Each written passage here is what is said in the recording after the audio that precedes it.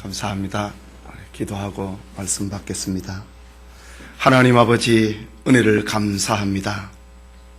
저녁 한적한 시간을, 고요한 시간을 우리에게 허락하시고 주님의 말씀을 강론하고 듣고 받는 전하는 시간 허락하여 주시니 감사합니다. 하나님, 신년의 첫 주일 밤 예배를 하나님 앞에 올려드립니다. 하나님, 우리 장립 집사님들의 찬양을 받으시고 혼의 고백이 되고 삶이 되도록 축복하소서. 우리 권사님들의 찬양을 받으시고 기도가 응답이 되는 1년을 살아가는 우리 권사님들 되어지도록 은혜를 입혀 주시옵소서. 하나님 말씀 받기 원합니다. 깨닫는 은혜를 허락하여 주시고 마지막 종말 시대를 살아가는 삶의 좌표와 이정표를 다시 정하는 삶의 자세를 정하는 시간이 되어지도록 주님께서 함께하여 주시옵소서. 예수님 이름으로 기도합니다. 아멘. 요한계시록 7장에 나타난 하나님의 심판 보류령이 해제되고 마이크가 좀 울립니다. 8장에서 나팔재앙이 시작되었습니다. 지난 시간에 살펴본 것처럼 나팔재앙의 특징은 불신자와 모든 죄인들에게는 화가 나고 성도에게는 재앙보다는 경계가 된다는 것입니다. 이것은 마치 저 애굽에 내린 10가지 재앙과 비슷합니다. 출애굽 시대에 애굽에 내린 재앙은 이스라엘 백성들을 초점으로 맞추는 것이 아니라 완악하고 불신앙의 애굽 사람들을 향한 것이었습니다. 그러나 그 재앙들은 이스라엘 백성들에게는 확실하게 하나님의 살아계심과 하나님을 거역하는 자들에게는 심판이 있다고 하는 경고가 되기에 충분했던 것입니다. 이처럼 나팔재앙의 특징은 불신자의 초점을 맞추고 있습니다. 이를 통해서 성도들은 이 세상이 영원한 정착지가 아님을 알려줍니다. 없어져버릴 이 세상에 집착을 하거나 사랑하거나 소망을 두지 말고 영원한 하나님의 나라를 소망하도록 만들고 있습니다. 신자들을 근신하게 만드는 깨우는 나팔 소리입니다. 하나님의 심판 앞에 자기 사명을 고취시키는 동기가 되는 것이 나팔재앙입니다. 택자 구원을 위하여서 최후 심판이 유예가 되고 있는데 이 시기를 선용하라고 하는 하나님의 경계입니다.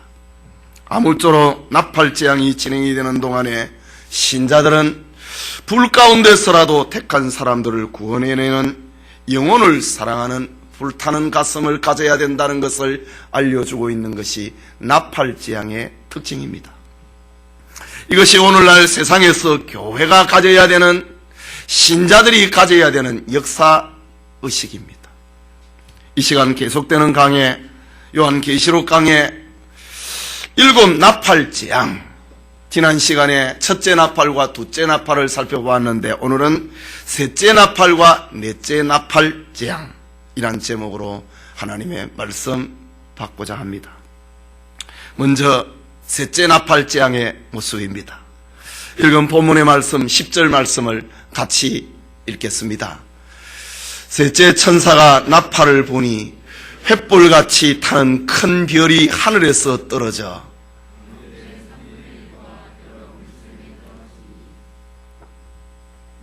우리는 여기서 먼저 셋째 나팔재앙의 문자적인 의미를 살펴보아야 됩니다.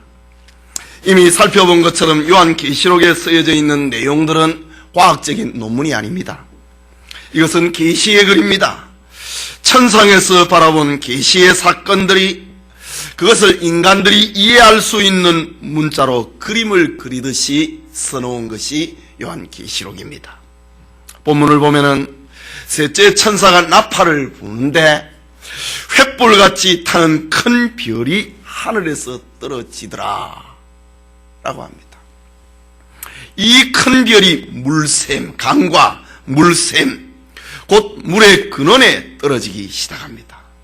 그런데 떨어지는 별은 단수 하나인데 강들의 3분의 1과 여러 물샘에 떨어졌다고 하므로 복수로 표현을 하고 있습니다.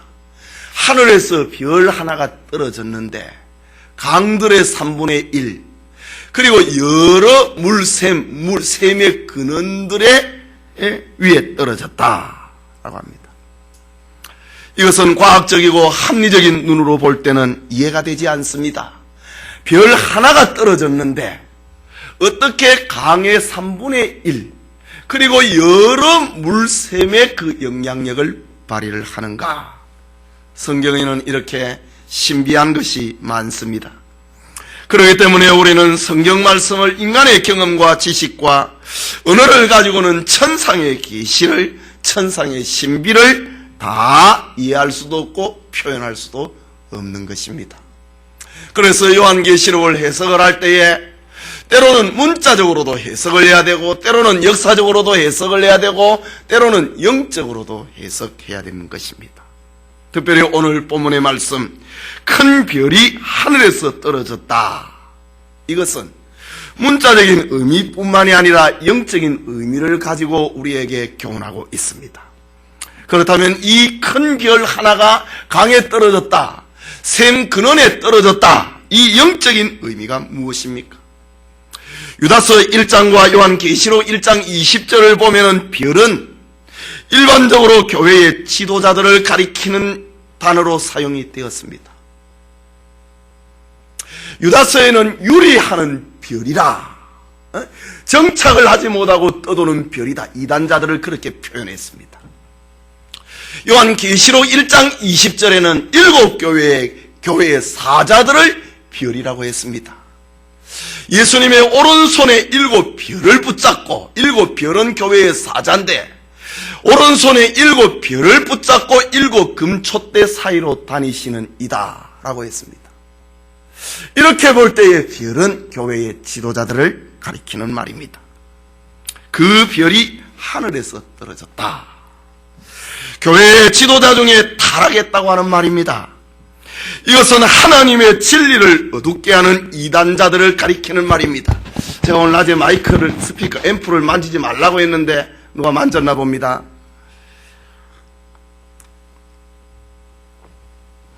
하늘에서 별이 떨어졌다.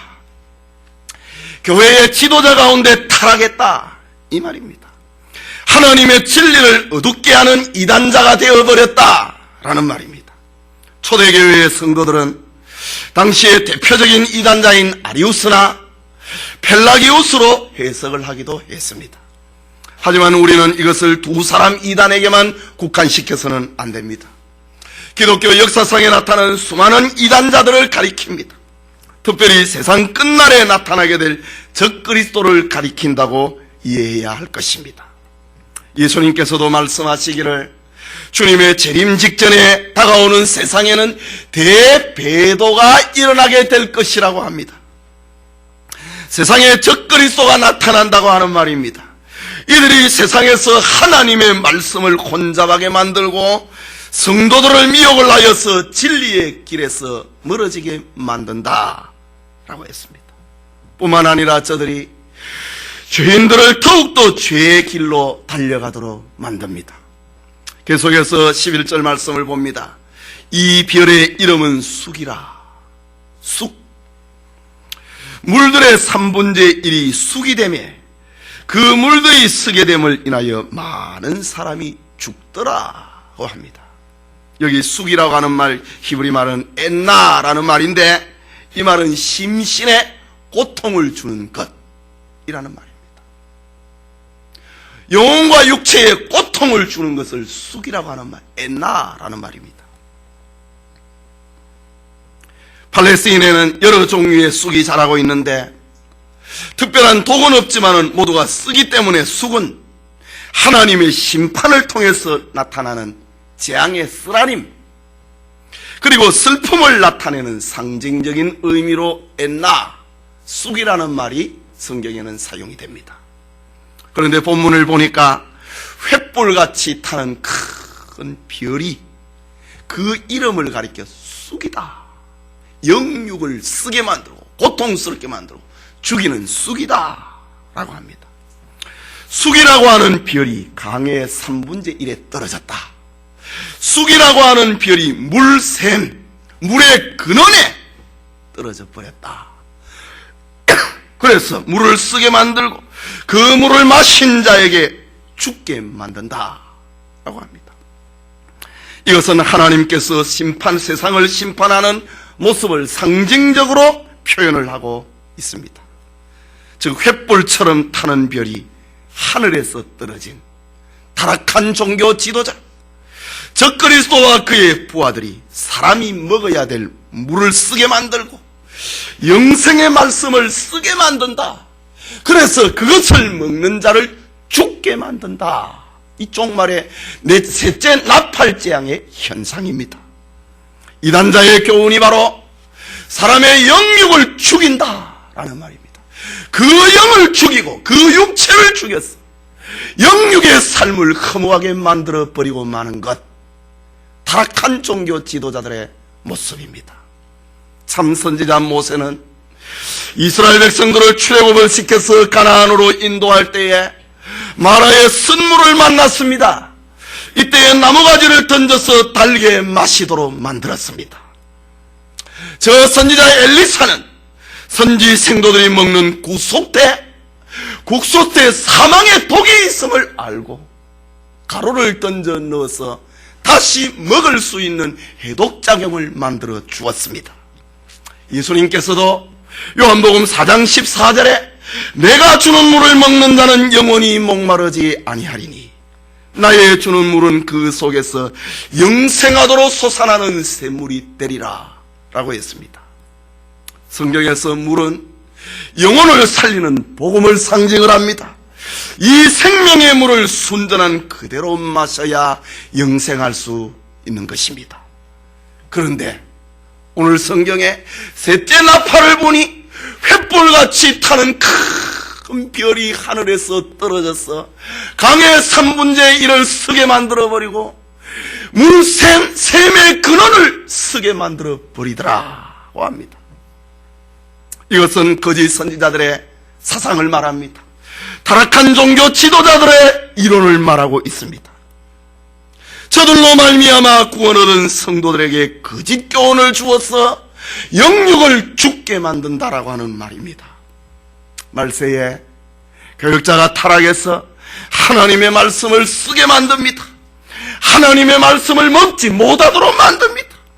생명을 살리는 진리를 변질시킵니다. 많은 사람들의 심령을 죽게 만드는 것이 타락한 교육자들의 모습입니다.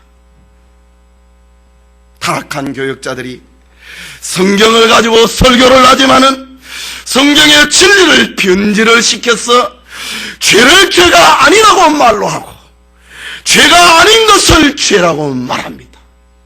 그래서 그것을 먹는 자로 하여금 영육을 죽인다.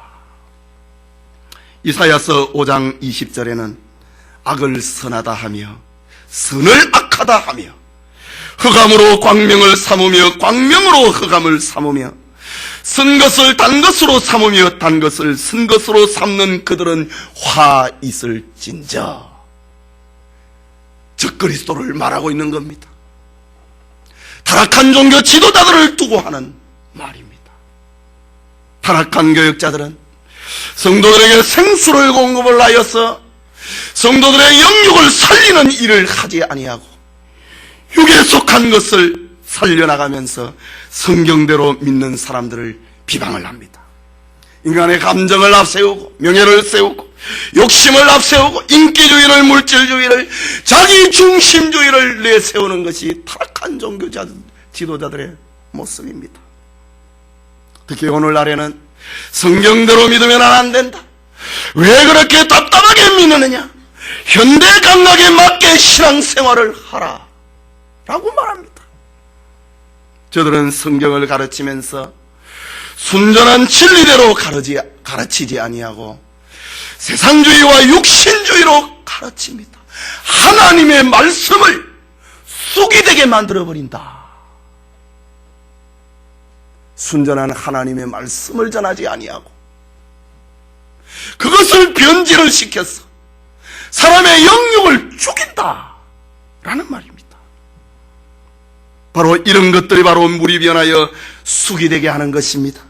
그 물을 먹는 많은 사람들의 심령이 죽게 된다고 하는 말입니다. 그런데 말세에 이렇게 타락한 교역자가 세속화되어서 진리를 변질을 시켜도 사람들은 깨닫지를 못한다 라고 합니다. 에스겔 선지자는 이런 장면을 보고 예언을 했습니다. 에스겔 13장 19절에 거짓말을 고지 듣는 내 백성아, 거짓말을 고지 듣는다. 유다의 멸망, 그것을 지금 회상을 하면서 에스겔 선지자가 예언의 메시지를 저 바벨론 토로지에 있는 유다 백성들에게 들려주고 있습니다. 거짓을 고지 듣는 내 백성아, 종말의 시대에 이런 일이 일어납니다. 에스겔 시대뿐만이 아니고 예수님이 재림하시는 종말 시대에 이런 일이 일어난다. 셋째 나팔 소리와 더불어서 천사가 셋째 나팔을 보니 횃불같이 트는 큰 별이 땅에 떨어졌어. 사람들이 먹고 살고 영생해야 될 그 강을 쓰게 만들어버린다. 셈의 근원을 쓰게 만들어버린다. 여러분, 셈의 근원이 무엇입니까? 강단입니다. 하나님의 말씀이 전해지는 강단입니다. 여기가 바로 셈의 근원입니다. 그 근원을, 강단을 쓰게 만들어버린다. 진리가 바로 외치지 않도록 만들어버린다. 타락한 종교인들의 모습입니다. 그러나 참 선지자는 선물을 달게 만듭니다. 하나님의 은혜를 입은 참 성도들은 참된 교육자를 통하여서 하나님의 말씀을 듣고 건강한 영을 회복을 하고 건강한 삶을 살아가게 되는 것입니다. 성도는 주님이 주시는 생수로 인하여서 세임을 얻게 되는 것입니다. 그러나 우리는 오늘 본문을 또 자세히 보아야 됩니다. 그 쑥물의 재앙도 3분의 1이라고 합니다. 전체가 아니라 부분적인 심판이라고 하는 말입니다. 이것은 아직 회개할 기회를 주고 있다는 말입니다. 물이 서서 죽는다고 하는 경고의 말씀 가운데서도 회개하고 진리에 서야 할 것을 알려주고 있습니다. 3분의 1이 선물이 되어버렸지만은 3분의 1의 강물과 샘의 근원이 서서 그 물을 먹는 자는 죽게 되지만은 아직 3분의 2가 남아있다. 소망입니다. 기회입니다. 자비의 시대가 아직도 계속되고 있다는 말입니다. 바로 오늘의 시대가 아닙니까? 얼마나 많은 강의 샘의 근원이 지금 쑥물이 전해지고 있습니까? 그러나 아직도 하나님의 자비가 베풀어지고 있다. 오늘의 시대를 두고 하는 말입니다. 그러니 회개하고 진리의 말씀을 받아야 됩니다. 쑥물이 증거되어지는 이런 현상 앞에서 하나님의 입맞은 자녀들은 회개하고 진리의 말씀을 받아야 된다는 말입니다. 생수를 공급을 받아서 하나님의 심판과 저주의 고통에서 벗어나야 된다고 하는 말입니다. 미지근한 신앙 상태를 반성을 하고 절제 없는 불의한 생활을 고쳐야 된다고 하는 말입니다. 하나님의 자녀된 성도들에게는 영원한 구원과 생명이 보장되어 있음을 명심해야 된다고 하는 말입니다. 참으로 하나님의 말씀은 우리에게 소망이 되고 있습니다. 아직도 3분의 2가 남아있다. 소망입니다. 본문을 통해서 들려주시는 말씀에 다시 힘을 얻는 성도님들 되시기를 소원합니다. 넷째 나팔 재앙입니다. 12절 말씀입니다. 같이 읽겠습니다. 넷째 천사가 나팔을 보니 해 3분의 1과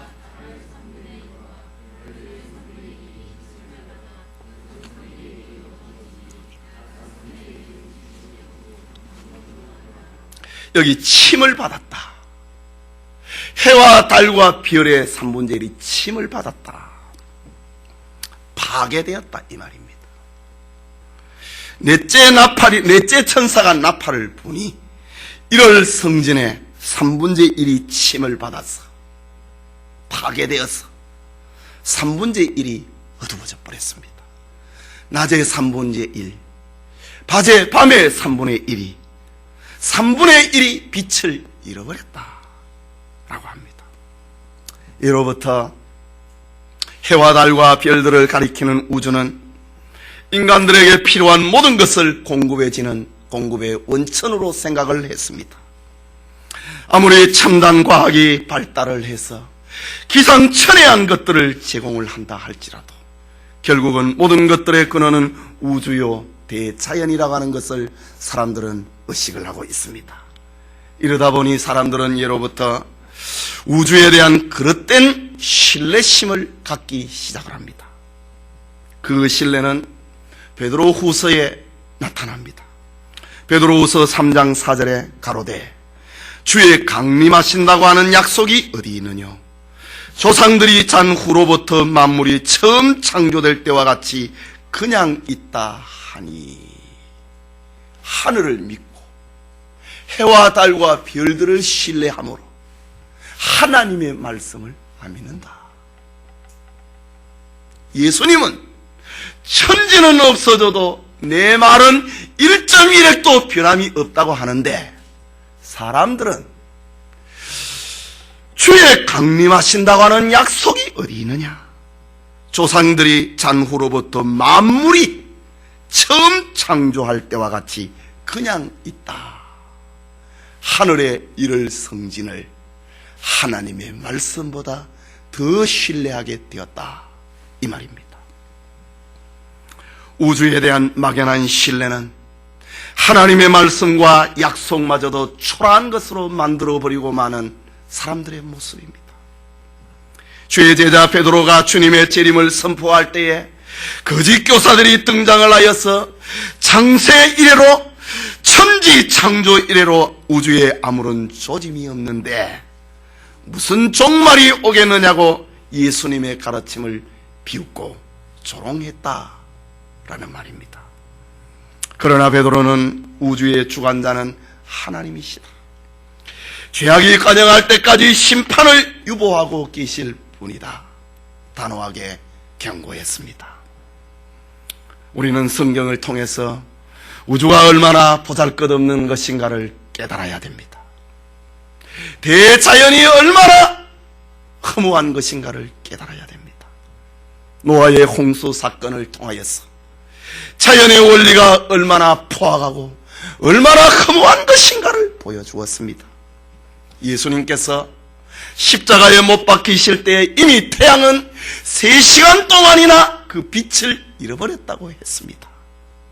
그렇다면 성도들은 우주에 대한 인식을 바로 해야 됩니다. 우주의 한계를 인정을 해야 됩니다. 대자연이 한없이 인간의 필요를 공급해 주는 것은 커다란 오해라고 하는 말입니다. 지금 해의 3분의 1이 파괴되어 버렸다. 달의 3분의 1이 파괴된다. 하늘의 별들의 3분의 1이 파괴된다. 대자연의 격변입니다. 파괴입니다. 창세 이래로 만물이 그대로 있다고 하는 그런 거짓 교사들의 말이 틀렸다고 하는 것을 알려주고 있는 말입니다. 예수님께서 생명의 공급자라고 하는 말입니다. 그래서 사람이 떡으로 살 것이 아니라 하나님의 입으로 나오는 모든 말씀으로 살 것이라고 예수님이 생명의 공급자임을 알려주고 있습니다. 대자연의 빛을 받아서 자연의 피를 맞아서 자라나는 곡식으로 우리는 사는 것이 아니라 하나님의 말씀으로 산다고 하는 걸 주님이 가르쳐 주셨습니다. 이것은 인류의 필요를 공급을 하는 원천이 대자연이 아니고 하나님임을 알려주고 있습니다. 이를 성지는 하나님이 필요를 공급하는 수단일 뿐이다. 하나님께서 그 수단을 사람들이 믿고 의지하고 신뢰하고 있는 그 별을, 그 달을, 그 태양의 3분의 1을 깨버린다. 하나님의 심판입니다. 우주의 마지막에는 천체가 제 기능을 발휘를 하지 못하게 되고 만물의 활기가 없어지고 태양의 3분의 1이, 달의 3분의 1이, 별의 3분의 1이 파괴가 되니 수확물을 제대로 낼 수가 있겠습니까? 땅에도 바다에도 강에도 화가 임하는 날이 온다라는 말입니다. 다니엘서 12장 1절에 기록된 전에도 없었고 후에도 없을 재난이라고 합니다. 여러분, 해가 3분의 1이 깨졌다, 이 전에 본 적이 있습니까? 달이 3분의 1의 공격을 받아서 부서져 버렸다. 빛을 내지 않았다. 하늘의 수천억 개의 별의 3분의 1이 깨어져 버린다. 본 적이 있습니까?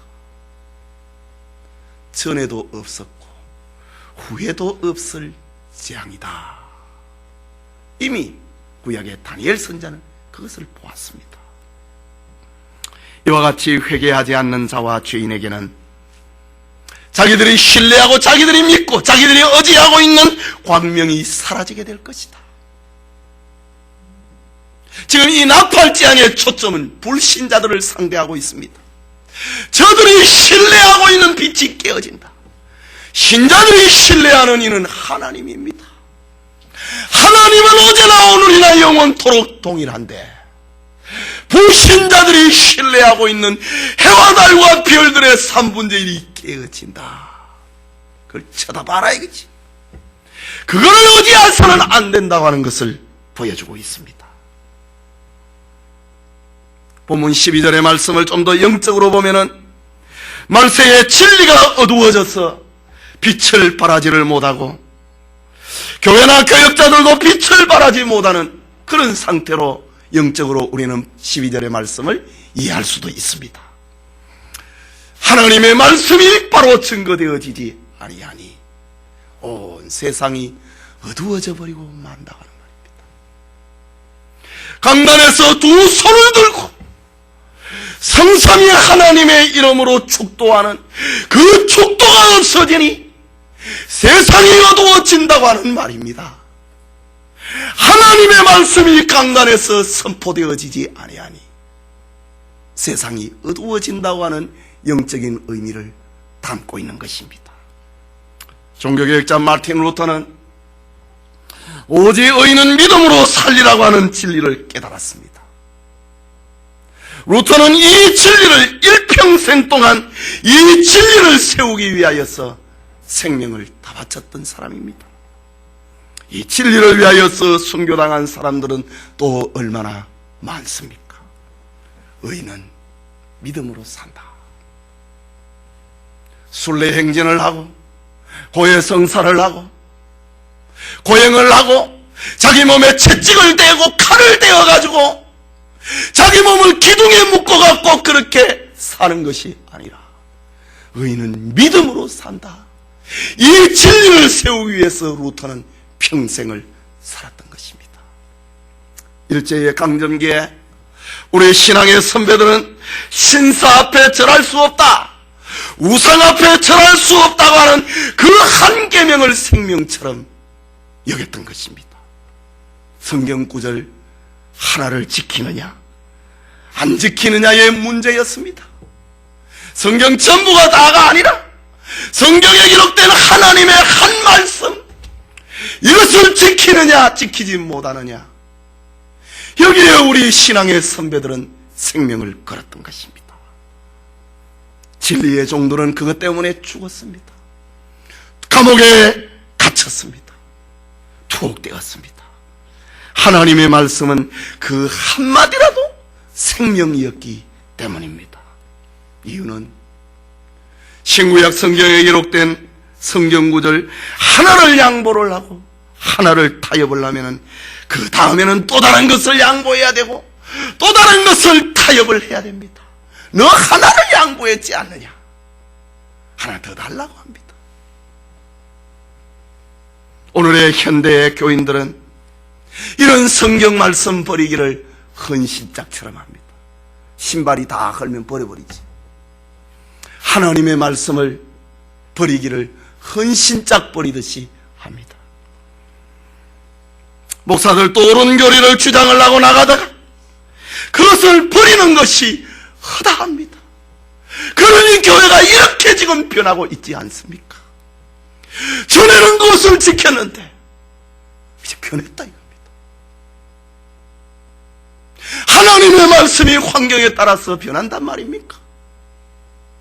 시대가 변하니 성경 해석도 바뀌어야지. 그러니 교회가 이렇게 허약해져 가기 시작하는 겁니다.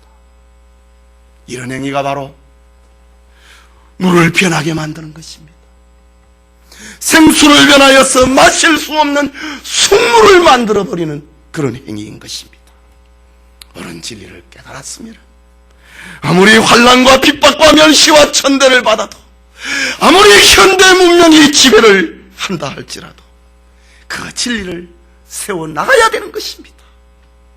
이것이 종말에 살아가는 성도의 지혜입니다.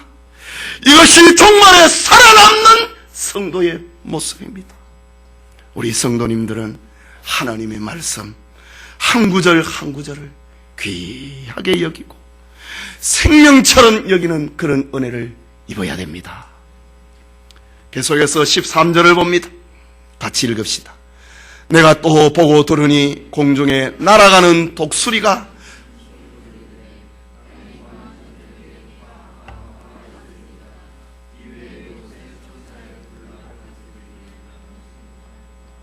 날아가는 독수리 환상을 요한은 보았습니다. 지금 넷째 나팔 소리까지 요한은 들었습니다.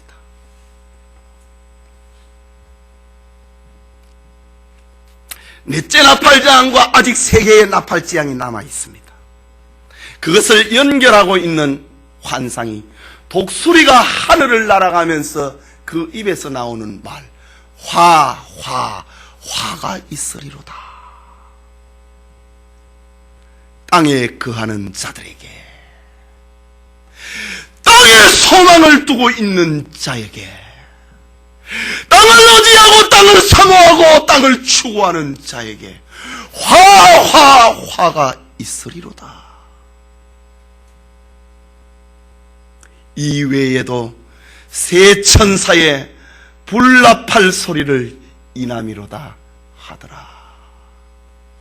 넷째 나팔만 보았느냐? 아직도 회개하지 아니하느냐?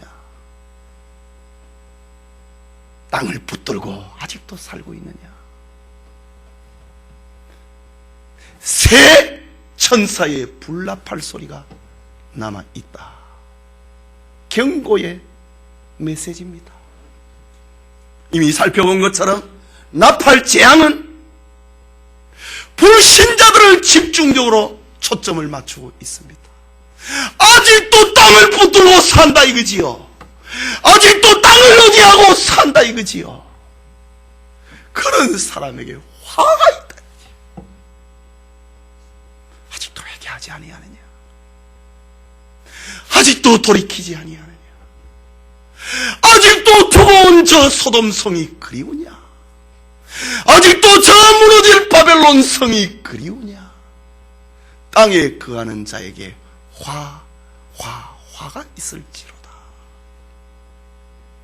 아직도 천당 안 보느냐 이 말입니다. 아직도 주님을 안 붙잡느냐 이 말입니다. 너 아직도 땅을 붙들고 있느냐 이 말입니다.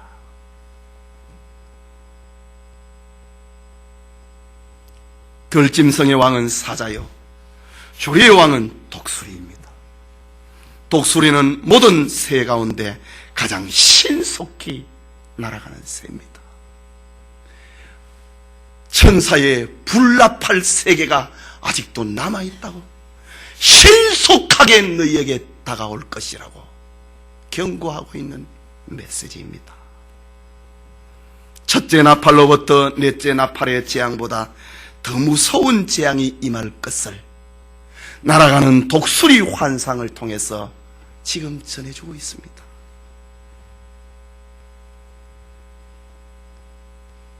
그래서 13절 후반부에 땅에 거하는 자들에게 화가 있으리로다. 그냥 화가 있으리로다 아니고 세 번이나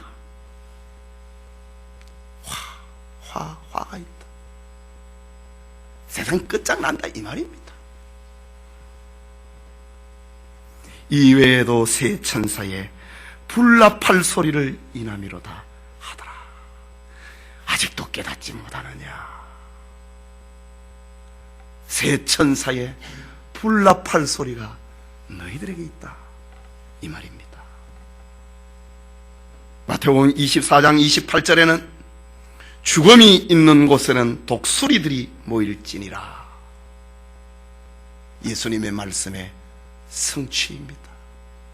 지금 죽은 시체들이 장관을 이루는데 거기에 독수리들이 날아드는 것처럼 땅에 거하는 자들에게 이런 화가 지금 다가오고 있다고 하는 말입니다. 우리 영화에 보면은 저 광야에서 상처를 받고 표류가 되어버렸을 때에 아직 목숨이 붙어 있는데 하늘에 독수리들이 날아다닙니다. 숨 끊어지면 먹으려고 말이지. 바로 이런 장면입니다. 이미 예고되어 있다 이거지. 이미 정해져 있다 이거지. 피할 수 없는 상황이라고 하는 말입니다. 하나님께서는 자신의 뜻을 전달하고자 할 때에 천사를 동원하기도 하고 선지자를 동원하기도 하고 자연을 동원하기도 하고 그리고 생물들을 동원을 하기도 하고 하나님께서 동원하시지 못할 것이 하나님께서 사용하지 못할 것이 이 피조세계는 없는 것입니다. 넷째 나팔과 그리고 다섯째 나팔 사이에 하나님은 날아가는 독수리를 그 입을 열어서 땅에 거하는 자들에게 화가 있을 것이다. 천사의 불나팔 세계가 아직도 남아있다고 하나님께서 독수리의 입을 열어서 말을 합니다.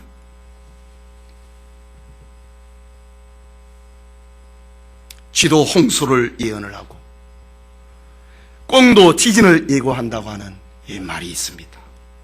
주님은 마지막 때에 심판 경고를 날아가는 독수리를 통하여서 경고하고 있습니다.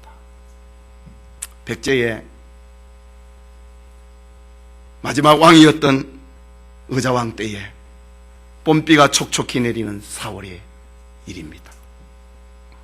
오랜만에 봄의 생기에 왕을 비롯한 문무백관들은 오랜만에 허리춤을 풀고 기뻐하고 있었습니다. 그때에 난데없는 수만 마리의 두꺼비 떼들이 나무에 기어 올라가기 시작했습니다. 그것을 구경을 하기 위하여서 두꺼비 떼보다도 더 많은 사람들이 모여들었습니다. 그런데 갑자기 나무 위에서 두꺼비 한 마리가 땅으로 떨어집니다. 그것을 본 한 사람이 놀라서 소리를 칩니다. 그러자 사람들은 무슨 일이 큰 일이 생긴 줄 알고 크게 놀라서 서로 밀고 짓밟은 통에 수라장이 되어버립니다. 머리가 터져 죽은 사람이 수백 명이 되었다고 기록합니다. 이 징조를 보고 의자왕은 앞날에 백제의 어두운 국군으로 알고 슬피 울었다고 하는 기록이 있습니다. 미물을 통하여서 영리한 인생들을 무색하게 만드는 하나님의 섭리입니다. 예배드리는 성도님, 죄를 회개하지 아니하면 하나님의 심판을 피할 길이 없습니다. 주님은 넷째 나팔 후에 더 큰 재앙이 있음을 날아가는 독수리의 입을 열어서 말을 하고 있습니다. 주님의 경고의 메시지에 깨닫는 은혜, 회개하는 은혜, 주님에게로 돌아오는 은혜, 하나님의 말씀을 귀히 여기는 은혜가 있기를 소원합니다. 성도님, 요한계시록에서 환난과 재앙은 7인에서 7 나팔로 그리고 7 나팔에서 7 대접재앙으로 이어지면서 점점 그 강도를 더해가고 있는 것이 계시록 예언의 특징입니다. 6째 인에서 7째 인으로 떼기 전에 삽입된 계시는 크나큰 재앙을 예고하는 것처럼 보였지만은 긴장 가운데서 막상 7째 인을 떼니 뜻밖의 하늘이 반시 동안 고요하는 그런 시간이 흘렀습니다. 아무 일도 일어나지 않는 것입니다. 그러나 그 고요는 예사롭지가 않았습니다. 그것은 폭풍 전야와 같이 음산하고 고요함이었기 때문입니다. 그 고요의 순간을 하나님께서는 우리에게 자기 성찰과 회개의 기회를 주고 계셨습니다. 6째 인이 뗄 때까지 사람들은 점진적으로 몰려오는 환난과 재앙을 견뎌내니라고 정신이 없었습니다. 그런데 의외로 고요가 흐르는 동안에 사람들은 비로소 정신을 수습을 하고 자기의 정체성을 회복을 하고 자기를 돌아보고 회개와 전도의 기회로 만들 수가 있었습니다. 그러나 다시 7째 나팔 재앙이 시작되었습니다. 첫째 나팔은 땅에 쏟아지는 재앙으로 땅의 3분의 1과 수목의 3분의 1이 타버렸다고 합니다. 둘째 나팔은 바다에 내려지는 재난이었습니다. 바다의 3분의 1이 피로 변하고 바다 가운데 생명 가진 피조물의 3분의 1이 죽고 배의 3분의 1이 깨어져 버렸다고 했습니다. 우리가 과학적으로 논리적으로는 정말 이해하기가 힘듭니다. 그러나 요한은 그걸 보았다 이거지. 우리의 이성으로 우리의 논리로는 다 설명할 수 없지만은 요한은 보았다라고 하는 말입니다.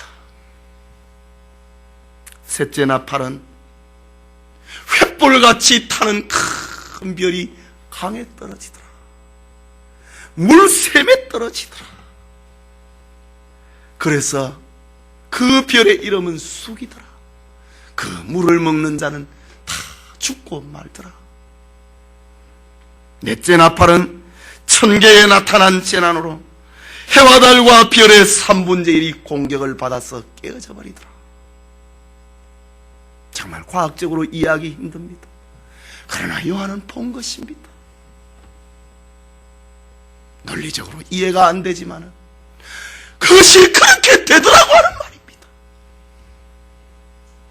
그래서 낮의 3분의 1이 밤의 3분의 1이 빛을 잃어버리더라. 보았습니다. 그러나 아직은 완전한 심판이 아니었습니다. 완전한 종말이 아니었습니다. 3분의 1이라고 했습니다. 기회가 아직 남아있다는 말입니다. 회개할 기회, 용서할 기회, 용서받을 기회가 아직 남아있다고 하는 말입니다. 아무리 생각을 해보고 아무리 따져보아도 이 세상은 영원히 살 고장이 아님을 알려주고 있는 하늘의 메시지입니다. 땅에 거하는 자들에게 화가 있으리로다. 우리의 소망은 하늘에 있다는 말입니다. 이 땅에 사는 동안에 발을 붙이고 살면서 우리에게 주어진 사명을 감당하는 이가 되어야 된다는 말입니다. 그럼에도 불구하고 회개하지 못하는 것은 인간이 얼마나 악하다고 하는 것을 알려주고 있습니다. 인간만큼 사악한 피조물이 세상에 어디에 있습니까? 사람만큼 감사를 모르는 사람이 어디에 있습니까? 하나님께서 창조하신 우주 만물이 모든 것이 다 하나님의 뜻대로 돌아가는데 사람만이 하나님의 뜻을 거역을 한다 이거지. 그래서 하나님이 내리친다. 끝까지 회개하지 아니하는 사람을 볼 때에 사람의 마음을 미혹하는 사탄의 역사가 얼마나 집요한가를 보여주고 있습니다. 그러나 회개하지 아니하는 자는 준엄한 심판을 면하지 못할 것입니다. 하나님께서는 지금도 우리가 회개하고 돌아오기를 기다리십니다. 하나님이 자연계와 영계에 내리는 재앙은 형벌이라기보다는 오히려 회개를 촉구하고 있는 메시지입니다. 자, 애굽에 10가지 재앙을 내리는 것은 애굽 사람을 죽이는 게 목적이 아니었습니다. 그 완악함을 풀으라고 하는 말입니다. 내 백성을 내놓는 그 완악함을, 하나님의 백성을 내놓지 아니하는 그 완악함을 풀으라고 하는 겁니다. 마지막 재앙도, 나팔 재앙도 바로 이것입니다. 형벌이라기보다는 회개하라고 하는 말입니다. 아무쪼록 하늘에서 자연계를 심판하는 나팔 소리에, 영계를 심판하는 나팔 소리에 각자가 자기 성찰과 자기 회개와 자기 사명을 다짐을 하는 그런 나팔 소리의 의미를 깨닫는 은혜가 우리 모두와 함께하기를 소원합니다.